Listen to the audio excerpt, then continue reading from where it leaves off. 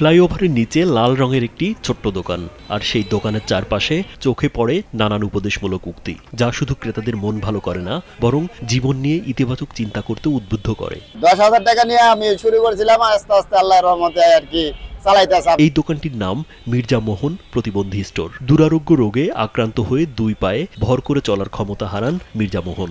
অনেকের মতো হতাশায় ভেঙে পড়েননি তিনি।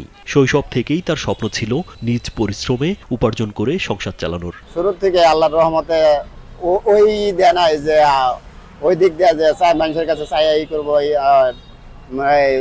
টাকাই উঠাইবো, ওই ধরনের আল্লাহ ওই তৌফিকটা দেয় নাই। এক সময় জীবিকার জন্য অটোরিকশা চালানোর কথা ভাবলেও পরে স্ত্রীর পরামর্শে ও তার কাছ থেকে মাত্র 10,000 টাকা পুঁজি নিয়ে শুরু করেন চায়ের দোকান।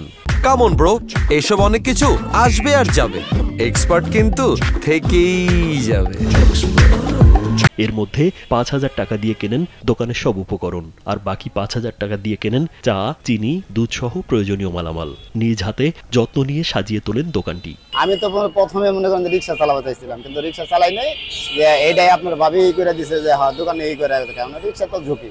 গাজীপুরের কোনাবাড়ি নতুন বাজার ফ্লাইওভারের নিচের এই দোকানে আসা ক্রেতারা শুধু চায়ের স্বাদেই মুগ্ধ হন না, মোহনের বিনয়ী ব্যবহার ও পরিশ্রমের জন্য প্রশংসাও করেন তারা।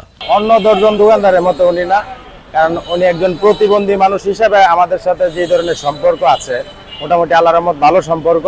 হ্যাঁ, কে কাছে সাহায্য হয় না, হ্যাঁ কাছে যদি কে আসে আরো সাহায্য দেয়। চা পান সবই আছে, আমরা দোকানে চা খাই, লোক ভালো, হ্যাঁ নিজের পায়ে নিজেই দাঁড়াইছে। মির্জা মোহনের উপার্জনেই চলে অসুস্থ বোন, বৃদ্ধ মা, স্ত্রী এবং সন্তানের ভরণ পোষণ। প্রতিদিনের এই সংগ্রাম শুধু তার পরিবারের জীবনই বদলাচ্ছে না, বরং আশেপাশের মানুষের কাছেও হয়ে উঠেছে অনুপ্রেরণার গল্প।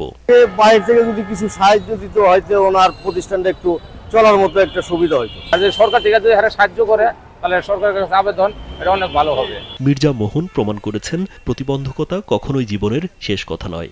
ইচ্ছা শক্তি আর পরিশ্রম থাকলে সব বাধাই জয় করা সম্ভব। রাজীব বিশ্বাস, কালবেলা।